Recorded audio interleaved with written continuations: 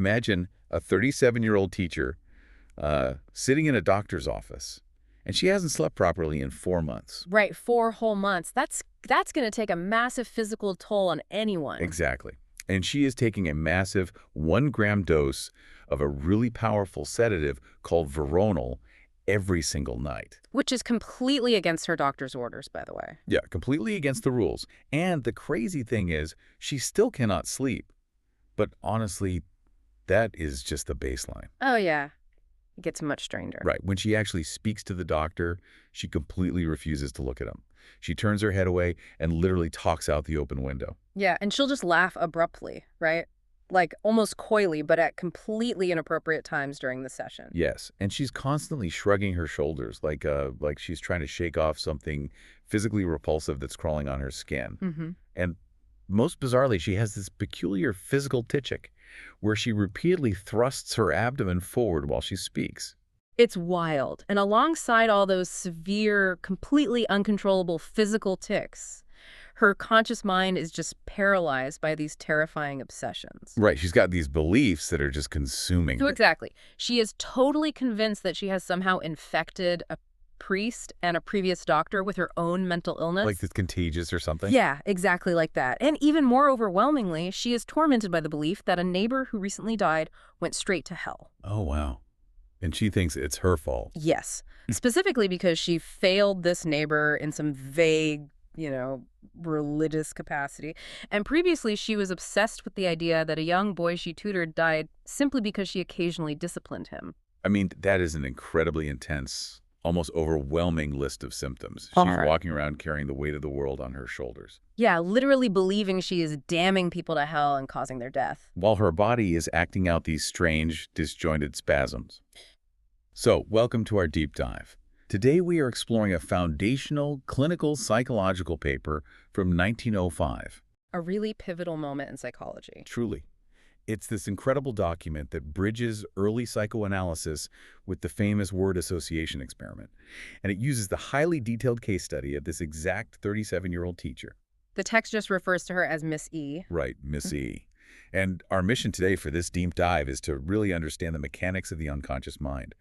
We want to decode exactly how repressed, entirely unacceptable thoughts actually manage to hijack our conscious behavior. And how early psychological detectives used a surprisingly simple word game to just completely bypass a patient's mental defenses. Fascinating stuff. So to really understand the sheer wall the doctors were hitting with Miss E, we have to look at the reigning psychological framework they were operating under back then. Right, the 1905 landscape. The prevailing theory, which was heavily driven by Freud at the time, was that hysteria is psychogenic. Meaning it's in the mind, not the body. Exactly.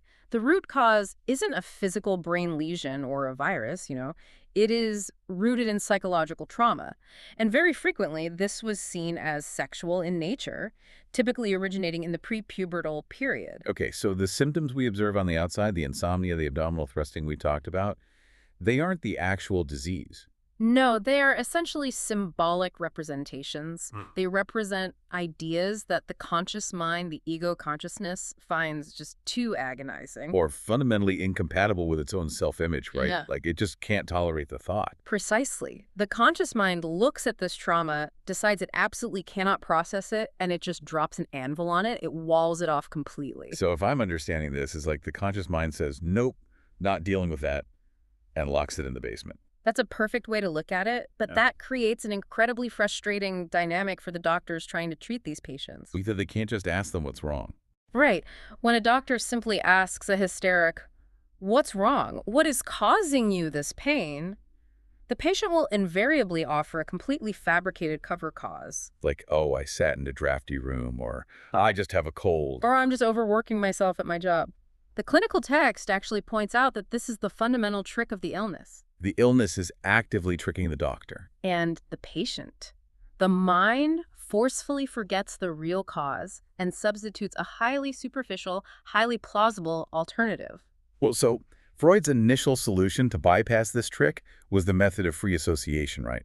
where you just talk. Yeah, the patient is instructed to simply sit back and let their mind wander. They speak absolutely everything that comes into their head without any censorship. Just a complete stream of consciousness. Exactly. The theory was that eventually the wandering thoughts would naturally circle back to the repressed trauma. But the text we are looking at highlights a massive structural flaw with that approach. It really does.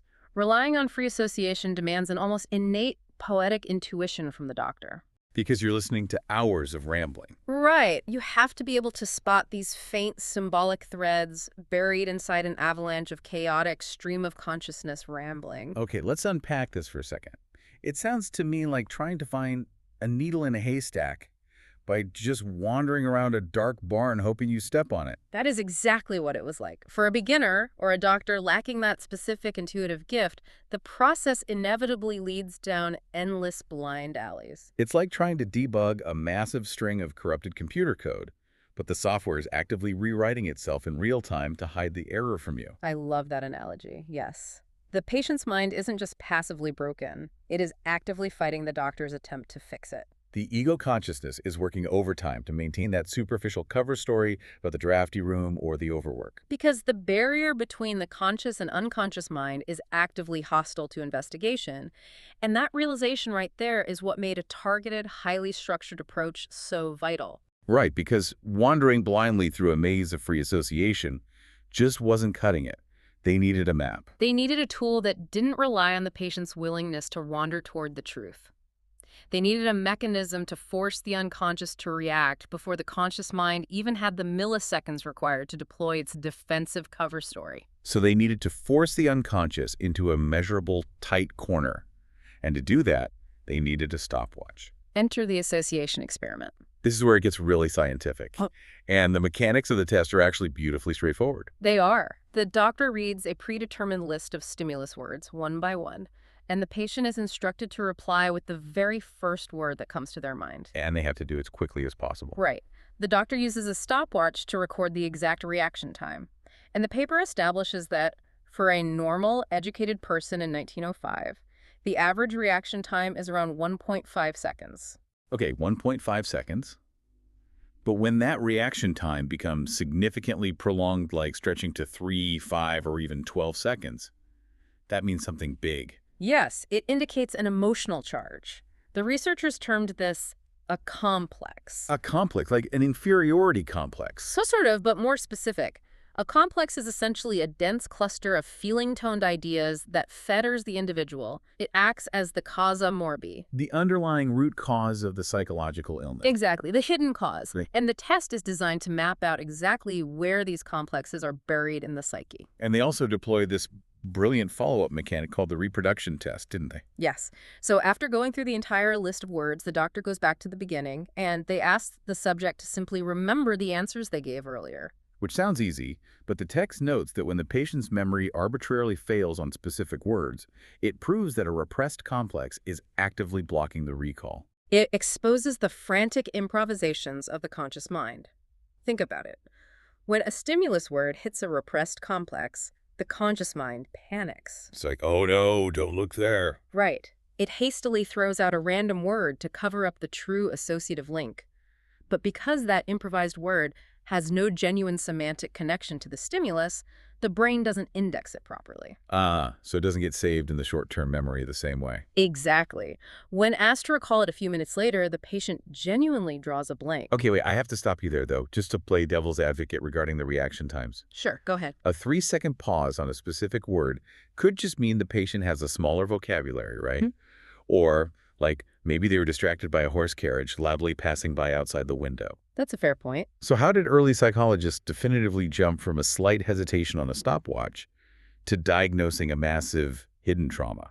Because the doctors are rarely looking at a single, isolated, delayed reaction. They are mapping a pattern of blockage. Okay, a pattern. Yeah. If we think about how this would actually feel to experience, imagine someone reading a list of benign words to you today. You would likely breeze through them without a second thought. Sure, table, chair, apple, easy. But imagine the sheer visceral panic of your brain suddenly recognizing a word that points directly toward your deepest, darkest, most closely guarded secret. Oh, wow. Yeah, that would be terrifying. The complex reacts instantaneously. It sends a surge of anxiety that essentially freezes the vocal cords. So the hesitation isn't distraction, it's a freeze response. Exactly. The patient experiences a sudden, momentary embarrassment, or they start fidgeting, or they experience that arbitrary amnesia during the reproduction test we talked about. And the brilliance of the experiment is that it bypasses the conscious defenses entirely, because the patient themselves has absolutely no idea why they're hesitating. They are just as confused by their inability to speak as the doctor is. So let's take this map, this stopwatch method, and apply it directly to Miss E. Let's do it. So when she first arrived for treatment, the doctor actually attempted hypnosis. But it failed completely, right? Utterly failed. She was too restless, constantly shifting around, and physically incapable of keeping her eyes fixed on the doctor or the focal point. Because she was looking out the window. Right.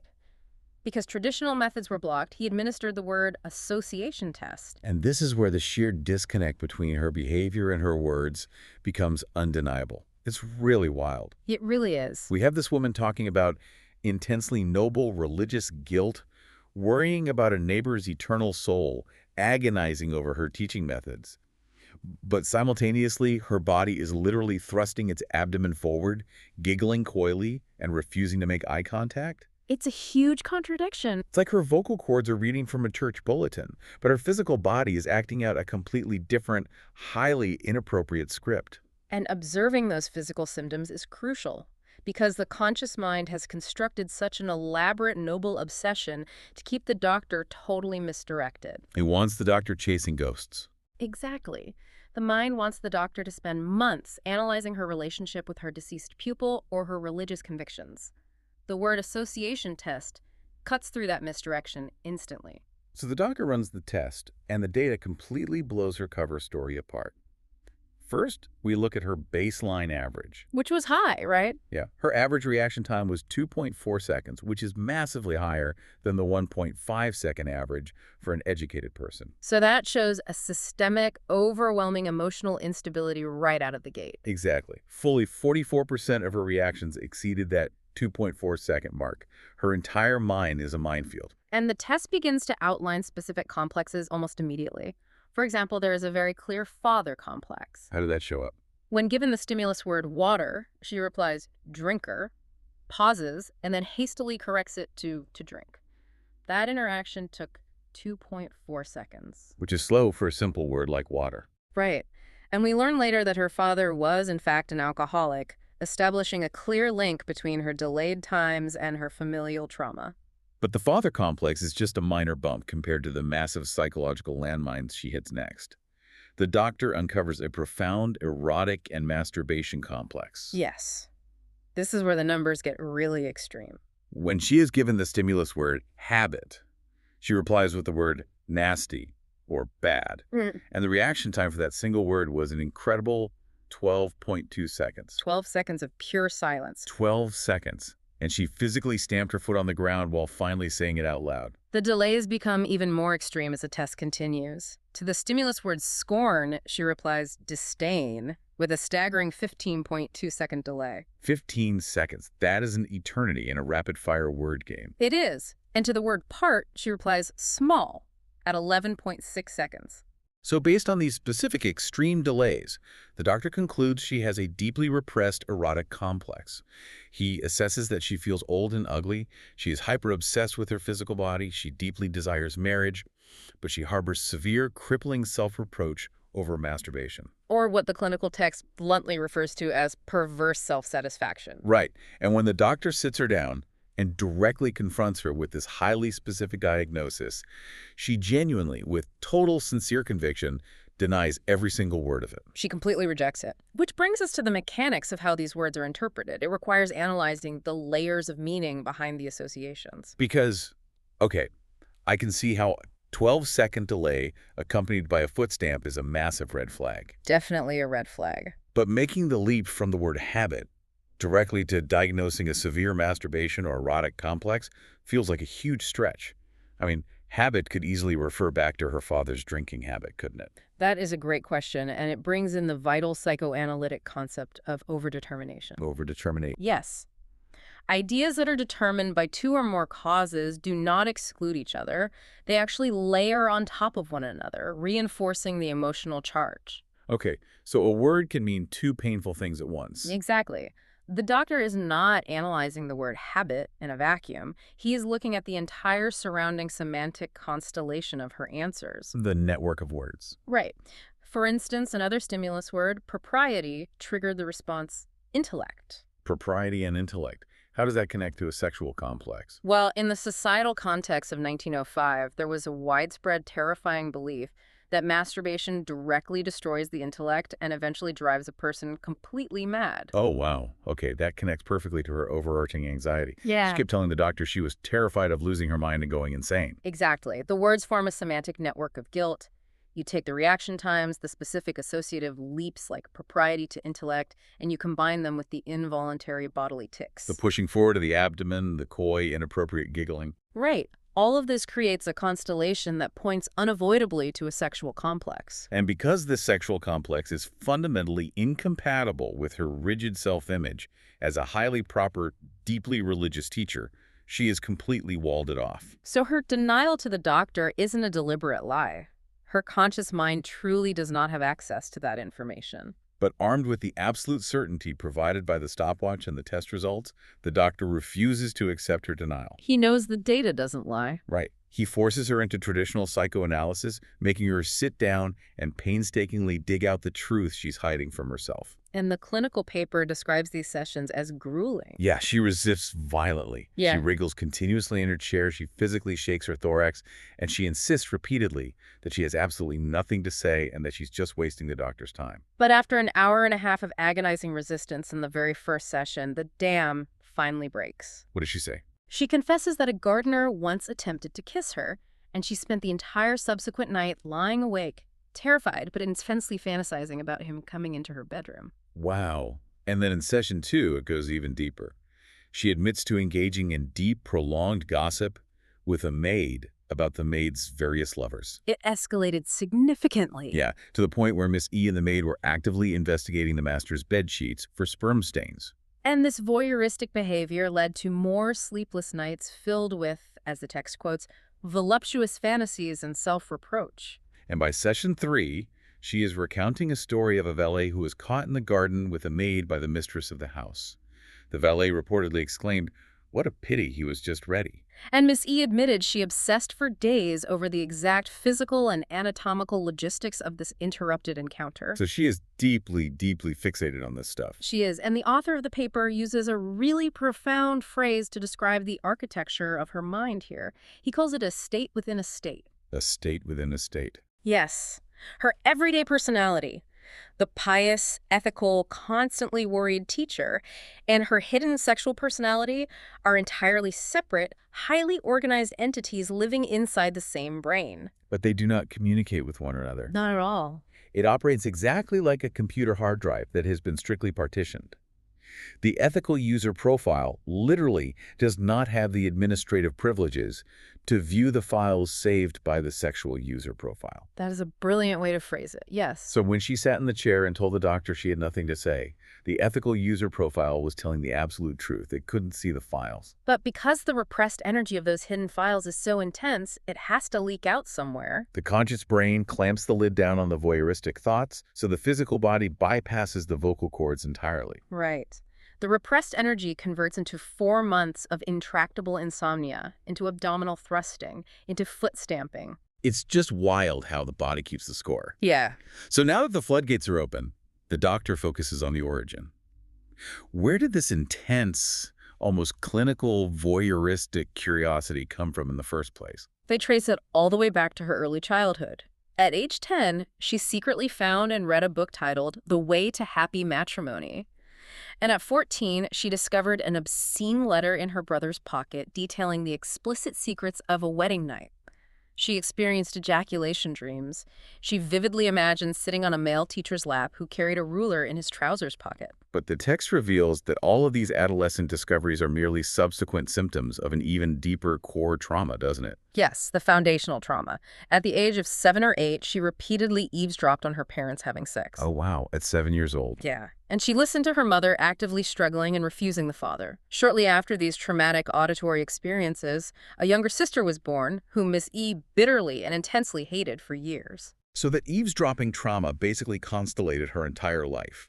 The sheer contrast between a 7-year-old understanding of the world and the violent reality of what she heard fundamentally warped her psychological development. Exactly. It formed the blueprint for her sexuality. It completely explains the intense drive to seek out dirty jokes, to examine her employer's bed sheets, and to collect what the text calls repulsive obscenities from the street regarding abnormal intercourse sizes. But her societal reality in 1905 demanded that she be a decent, educated, highly moral woman. Right, she was a teacher. So that perverse curiosity was a direct threat to her existence, and she repressed the memories.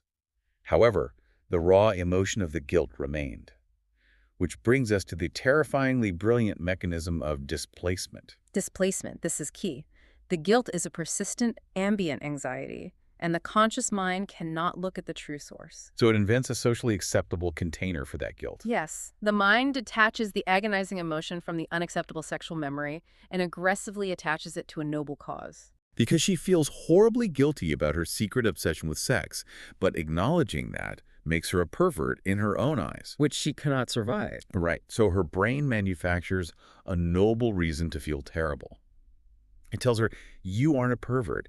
You are just a deeply empathetic, highly religious person who is terribly worried about your neighbor dying without the last sacrament and going to hell. Or you are a devoted teacher who is agonizing over the idea that you are too strict with the people who passed away. It is the ultimate defense mechanism for preserving the ego.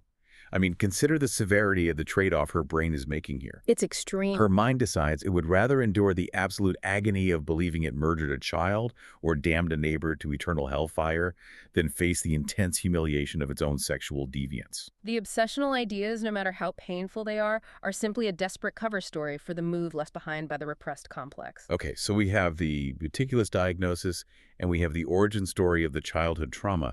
But how does unearthing all of this actually cure her? Because she did get better, right? She did. The treatment lasted 3 weeks in total. Eventually, she spoke to the deceased neighbor's daughter, who assured Miss E that the neighbor died peacefully. And following that conversation, the obsessions vanished and her ability to sleep normally returned. But the clinical text makes a very specific, crucial point regarding that resolution. Right, because it wasn't just the conversation that fixed her. Exactly. The daughter's reassurance was merely a vehicle. The real cure was the process the doctor forced her through. The paper explicitly states the cure happened because the doctor forced her, with a certain ruthlessness, to unearth the intolerable images. I mean, she had likely heard reassurances about the neighbor before, and they did nothing. Right. The author pushes back strongly against the idea that simply abreacting the trauma is enough. Abreacting, like venting. Yes. It is not merely about venting the emotions or crying about the past. It requires an active, strenuous effort of the will. Which completely reframes the modern cliche of talk therapy, where the assumption is you just cry on a couch and automatically feel better. Totally.